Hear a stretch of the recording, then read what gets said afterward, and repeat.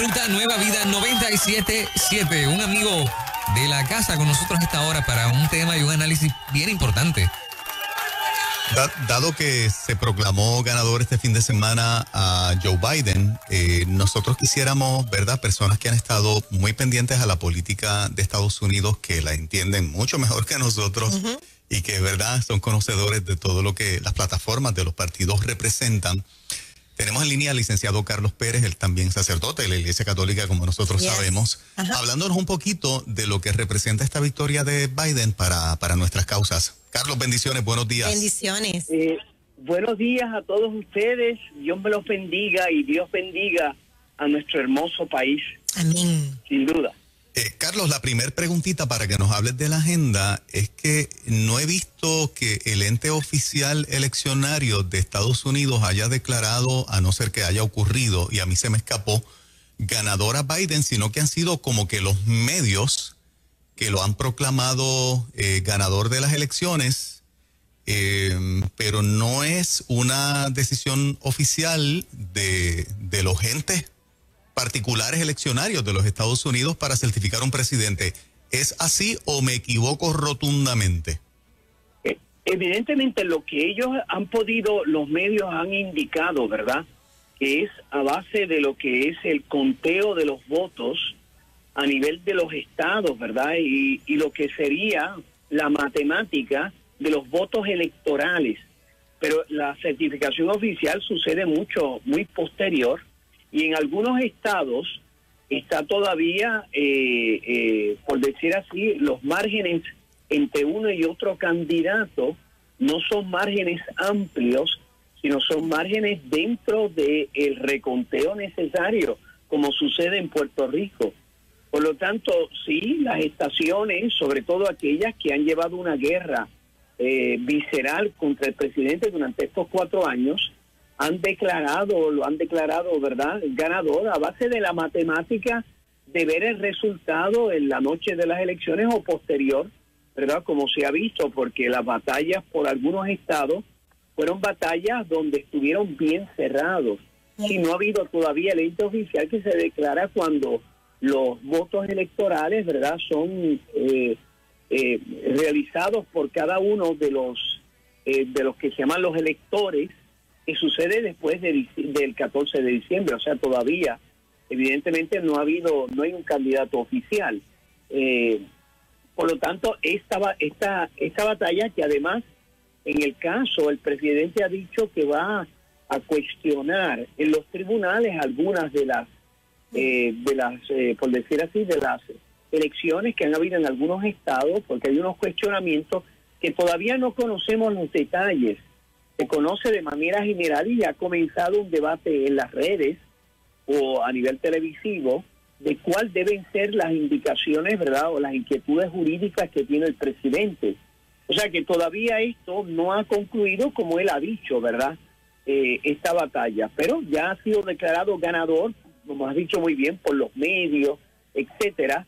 Es una situación que yo nunca había visto en Estados Unidos, ni incluso cuando la batalla por la presidencia entre el presidente Bush y el vicepresidente Al Gore en el 2000, yo no había visto un país donde hubiese tanta amargura y batalla entre los sectores, entre los distintos sectores del país, que sin duda esta transición no va a ser una transición serena, sino que es una transición que va a dejar unas profundas heridas que ya el pueblo norteamericano tiene, porque fuera de la batalla por la presidencia, aquí hay una batalla ideológica por qué tipo de Estados Unidos vamos a tener por los próximos años.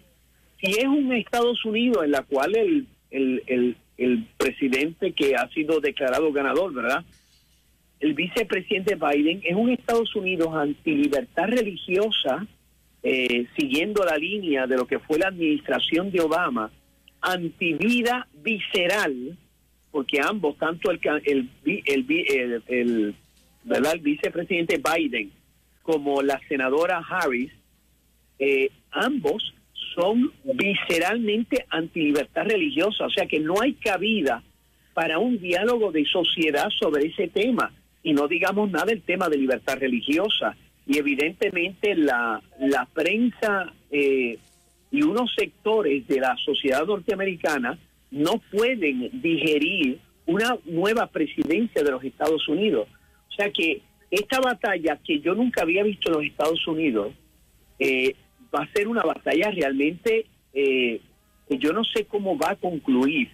Evidentemente yo entiendo que los Estados Unidos están viviendo lo que yo llamo una guerra civil en pedazos, y que se manifiesta en distintos conatos, desde el Black Lives Matter, que llevó a una situación violenta en los Estados Unidos, hasta la situación racial explosiva, los temas que nos conciernen a nosotros de libertad religiosa, los temas sobre la vida humana, etcétera. O sea que los Estados Unidos se encuentran en una crisis institucional y de país que yo nunca había visto. O sea, esto no es que podemos diferir como nosotros hemos visto esa alternancia de poder por casi 200 años, ¿verdad? Más de 200 años, ¿no? Aquí es una situación realmente explosiva, amarga, de que esto es, o sea, es el que pierda va a ser una herida que yo no sé cómo se va a encauzar. Es un momento sin duda de oración por parte de los creyentes, porque evidentemente las consecuencias las vamos a experimentar en Puerto Rico. El otro día una amiga mía me decía, pero los que votamos fuimos nosotros, como diciendo, de verdad, esas inquietudes que ustedes tienen no es legítima porque no votamos. Y yo le decía, ese es el problema, que nosotros no votamos, votaron ustedes, y las consecuencias no las van a sufrir ustedes solos. Las consecuencias las sufrimos nosotros, buenas o malas, de lo que está sucediendo allí en los Estados Unidos. O sea, es una situación bien difícil lo que estamos viviendo en este momento. Hay dos elementos que verdad están sobre la mesa, y es el elemento de que Biden llegó a mencionar que la libertad religiosa estaba muy amplia o era muy amplia, que había que regularla. Junto con eso, mencionó recientemente que todo niño o niña de 8 años o más que se sienta con una orientación sexual distinta a su sexo biológico, él va a respetar si esos niños y niñas quieren cambiarse de sexo independientemente de la opinión que puedan tener los padres. Eso es uno de los peligros más grandes que él trae. O sea, tenemos que entender que la ideología de género, entonces, no solamente la tendremos aquí a nivel local por la clase política local, sino que va a venir otra vez empujada desde los Estados Unidos. Pues claro, evidentemente, lo primero es que todo lo que ha hecho el presidente Trump con respecto a la libertad religiosa a nivel interno de los Estados Unidos y a nivel internacional desaparece en el acto. Biden lo ha dicho claramente, con ejemplos concretos. Las hermanitas de Jesús, que es un grupo de religiosas católicas que se dedican a los sectores más vulnerables de la sociedad, los ancianos, los pobres, los niños, que tuvieron que llegar hasta el Tribunal Supremo para reclamar que el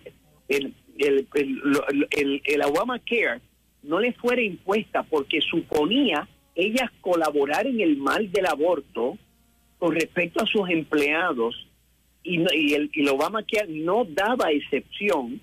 Ellas tuvieron que ir a los tribunales porque si no tenían que dejar de ejercer, por decir así, ese ministerio a favor de los pobres por motivos religiosos.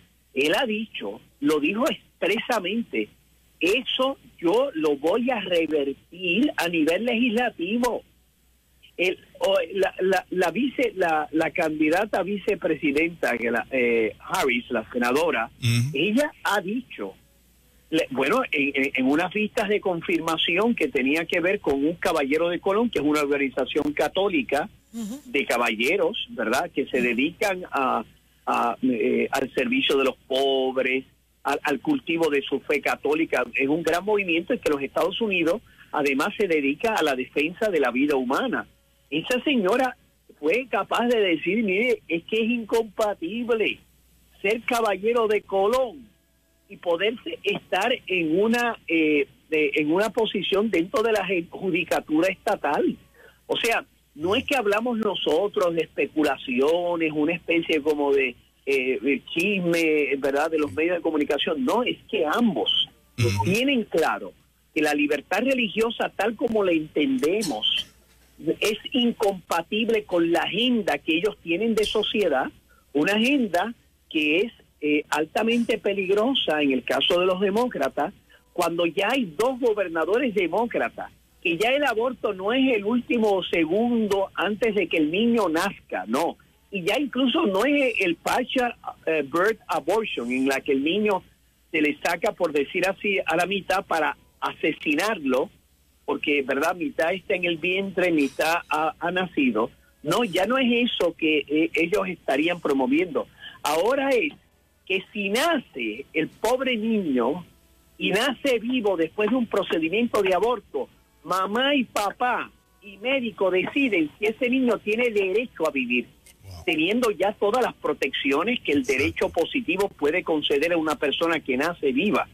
O sea, estas personas, evidentemente, además de que el tema que tiene que ver con la ideología de género, que no es otra cosa que el derecho fundamental de papá a educar a sus hijos conforme a sus valores y de poder ejercer la patria potestad, pues mira, es cierto, ya el planteamiento de que para él los niños de 8 años tendrían derecho, incluso en contra de la voluntad de papá, lo que nos espera estos próximos años a nivel de libertad religiosa y a nivel del derecho fundamental a la vida y del derecho fundamental de los padres a educar a los hijos conforme a sus valores, es realmente, se espera una situación de gran angustia para la iglesia. Claro, la gente tiene que darse cuenta que esas son las expectativas. O sea, esto no es una transición en la cual pues hay una alternancia de poder, no, es una batalla. Por eso la ansiedad que está produciendo esta situación en los Estados Unidos, porque también ellos entienden que una victoria de Donald Trump significaría la consolidación del Tribunal Supremo, porque los demócratas han dicho, si llegamos packing the court, es decir, el Biden ha dicho que entre las alternativas podrían ser 5 más en el Tribunal Supremo y 5 más también, que él llama, ¿verdad?, de jueces transitorios. Serían 10 que van a añadir. Uno se puede imaginar, o sea, estarían ellos, si el Senado lo pierden los republicanos, se pierde también el Tribunal Supremo. O sea, el país estaría a merced de una agenda ideológica, política, sin ningún otro instrumento que pueda tener un creyente para poder defenderse, sino la fidelidad a sus propios principios y valores, ¿no? Es una situación de casi de escenario apocalíptico, al menos como lo percibo yo. Padre Carlos, se dice que él va a estar en los tribunales junto a su equipo. ¿Se ve algo de posibilidad o ya esto no hay quien lo eche para atrás? ¿Cómo usted lo ve? Bueno, evidentemente hasta este momento él no ha articulado de manera clara cómo van a hacerla, porque van a ser por estado, ¿verdad? No es un caso, y cada estado, pues según lo que las especulaciones que han filtrado en la prensa, y lo poco que él dijo en la conferencia de prensa hace algunos días, parece ser de que hay primero el tema de los votos ausentes, que fueron sin pedirlo, o sea, sin pedirlo, el Estado envía unos sobres con unos votos, en la cual no hay ni matasello, en la cual uno sabe quién fue el que los recibió o quién fue el que votó. O sea, hay una serie de inquietudes. El caso en algunos estados, que la distancia entre él y el candidato principal, estaba él ganando por mucho y de repente se detiene y él pierde al final por unos números mínimos. O sea, hay una serie de detalles, ¿verdad?, que es lo que ha salido en la prensa y que podemos nosotros ir viendo en distintos estados. O sea, parece que la situación del fraude en todo este proceso electoral parece que fue significativo. Eso es lo que no conocemos los detalles, porque evidentemente su grupo de abogados que está teniendo y analizando los casos no lo ha dicho. Hay gente, en lo que yo he podido leer en la prensa y en las redes, que dicen que el caso es sólido en estos estados y que por lo tanto la batalla no ha terminado. Hay otros que dicen que él está dispuesto a dar conceder si todas estas batallas, ¿verdad?, no tienen ningún resultado en los tribunales. Evidentemente estamos en las especulaciones, no sabemos los detalles y es un momento de oración. Y a la vez uno diciendo, vamos a suponer que el peor escenario suceda. La Iglesia ha vivido esos peores escenarios a lo largo de su historia. Los primeros 4 siglos fue de persecución absoluta, de catacumbas, de martirios, de sangre. Y la Iglesia fue la que al final de 4 siglos venció, y lo único que queda del Imperio Romano son las cenizas que podemos nosotros pisarlas cuando caminamos por Roma. ¿Qué quiere decir esto?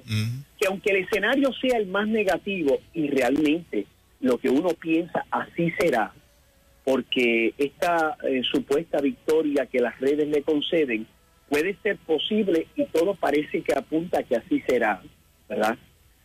Nosotros los creyentes, primero, el acompañamiento de oración es fundamental, y segundo, la Iglesia se ha enfrentado a esta situación y ha salido victoriosa. Es el momento en que nosotros tendremos que vivir lo que la Sagrada Escritura nos enseña. Hay que obedecer a Dios antes que a los hombres, porque evidentemente las batallas que se darán en los tribunales, en la casa de familia de cada uno de nosotros, en el debate público, en que no vamos a ceder aunque nos cueste cárcel, pérdida de empleos, etcétera, sin duda serán unas batallas que al final, y del cielo llueven limones, dice un dicho, yo voy a hacer limonada. Si las condiciones son las más adversas, sin duda, nosotros podremos sacar elementos positivos para adelantar esa agenda social que es a favor de la dignidad inviolable de cada ser humano y del derecho que tiene cada ser humano de relacionarse con Dios con libertad.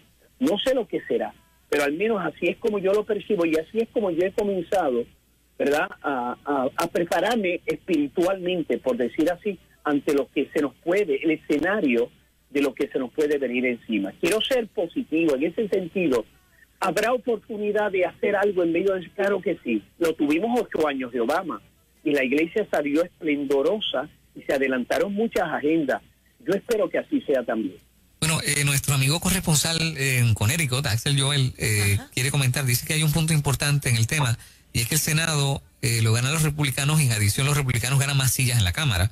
Él lo describe como una batalla campal lo que viene. Sí, evidentemente el ganar el Senado, ¿verdad?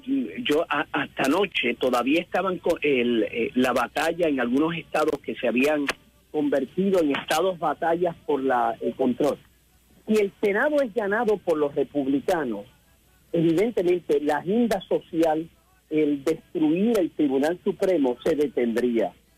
Claro, la victoria y por supuesto el hecho de que los republicanos ganasen muchos asientos y que la cosa no era tan clara para los demócratas, y eso los primeros sorprendidos fueron ellos. Bueno, es que están sorprendidos los demócratas porque a pesar de todo lo que sufrió el presidente estos 4 años, a pesar de todo eso, el presidente, hombre, por decir así, si esto prevalece tal como las proyecciones se han visto, que pudiera el presidente dar la batalla y ganar la mayoría de los votos de los estados, es una cosa increíble. Los republicanos, a pesar de todo, ganaron en la Cámara asientos y si sobreviven en el Senado, como parece que va a ser, y además el presidente no prevaleciese, mire, ganó. O sea, esto ha sido una batalla de lugar en lugar. Lugares tradicionales demócratas se cambiaron para republicanos. Batallas que parece que los republicanos iban a perder, ganaron. Es decir, la gente, hay una división profunda entre sectores en los Estados Unidos de manera explosiva, que realmente sí, si el Senado se retiene, será, sin duda, será importantísimo porque evitará que la agenda, y tendremos el espacio de los tribunales fuera de agendas ideológicas en el Tribunal Supremo para poder detener aquellas cosas que sean atropellos de nuestra libertad religiosa y de la defensa de la vida humana, etcétera. Sin duda. Carlos, te tengo una última pregunta. El Partido Demócrata y sus nuevos miembros, ¿verdad? Su nuevo pensamiento de izquierda, suavizado con la palabra progresista, mujeres jóvenes como Alexandra Ocasio-Cortez y muchos más, están convirtiendo el Partido Demócrata en un partido socialista y comunista, cambiando Estados Unidos, lo que siempre significó una nación poderosa anticomunista, ahora tener el socialismo y el comunismo dentro en un partido político principal como es el Partido Demócrata. ¿Decir eso guarda mucha relación con la verdad actualmente? Pues mira, cuando uno lo percibe, las posturas de lo que se llama esa izquierda radical, ¿verdad?, que está permeando el Partido Demócrata y que por momentos durante la campaña primarista parecía que iban a, por decir así, take over, iban a tomar el control del Partido Republicano, perdón, del Partido Demócrata.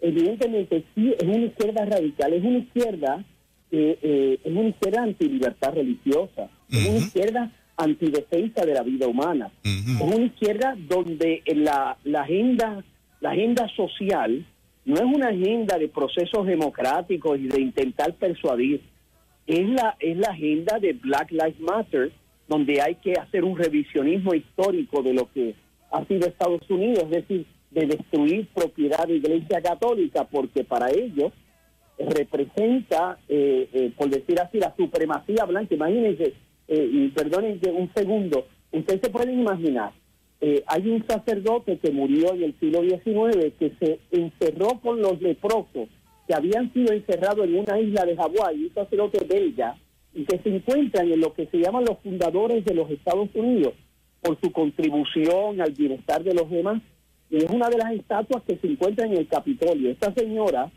Ocasio, tomando un video durante la campaña primarista, decía, esto representa lo que es la supremacía blanca. Un hombre que se dedicó por su fe, sacerdote, se dedicó a atender a los pobres más pobres, los leprosos despreciados en el siglo XIX. Es el modelo de lo que ella piensa que es la supremacía blanca. Se pueden imaginar esos desequilibrios, y es parte de las inquietudes que suscitaba la victoria demócrata. ¿Quién es el que va a dominar? Si es el Biden, ¿verdad?, que representa, por decir así, un rostro histórico de los demócratas, o esta izquierda radical, ¿verdad?, que por ejemplo liderea en el Partido Demócrata Bernie Sanders. Es decir, evidentemente no sabemos si esa agenda radical que se siente atraída por los modelos históricos del socialismo, como puede ser la Cuba de Fidel o la Venezuela de Maduro, evidentemente que uno dice, esa es la agenda que va a dominar los próximos 4 años, que es la agenda no de los procesos democráticos, sino la agenda de la imposición ideológica, de tomar el control del Tribunal Supremo, etcétera, etcétera, etcétera. Dios nos proteja, ¿verdad? En todo este proceso son tiempos difíciles. Yo a un amigo en estos días yo le decía, mira, en mi opinión, es lo que Jesús le dijo a los judíos cuando los fueron a arrestar. Esta es la hora de las tinieblas. Yo por naturaleza no me gusta ser pesimista, pero sin duda lo que nos viene encima, si esta victoria se consuma y el Senado, ¿verdad?, que parece todas las proyecciones han dicho de que los republicanos lo van a retener, no sé lo que nos espera a nosotros en nuestro futuro de estos valores que hemos nosotros discutido. Dios nos proteja, pero Dios es providente. Y el que tiene la última palabra se llama Dios, es el Señor de la historia. Y eso, en estos días de clamar a Dios por todo lo que ha sucedido en estos eventos electorales, yo tengo la certeza, la confianza, que así como Él abrió el Mar Rojo y vencieron los israelitas, sin ser ejércitos, ni tenían palos, ni tenían control, nada, así también yo espero que mi Dios, porque así es. Y así, ¿verdad?, utilizando una expresión hermosísima de muchos evangélicos en Puerto Rico, así lo decretamos. porque ponemos nuestra confianza, como dice la Constitución, en Dios Todopoderoso. Así lo veo yo. Excelente, Carlos. Gracias por verdad contestar nuestras preguntas, por emitir una evaluación del ambiente político en los Estados Unidos que sin duda nos afectará a nosotros. Yo concluyo diciendo algo que venimos mencionando por unas cuantas semanas ya, y algo que veo que ocurre siempre que persiguen al creyente. Cuando persiguen a la iglesia se une. Dejamos las diferencias teológicas a un lado y hay un resultado bueno para la iglesia de Jesucristo. Así que si finalmente nos vamos a seguir terminando, ¿verdad?, uniendo como cuerpo de Cristo que somos por la persecución, pues bueno, enhorabuena, tampoco nos quejamos, pero nos mantenemos orando. Gracias, Carlos. Gracias, fuerte abrazo, Dios me los bendiga. Muchas bendiciones. Claro que sí, bendiciones. En Ruta Nueva Vida 97.7 y prepárese porque en breve vamos por más. Mora y Maoyola, próximo.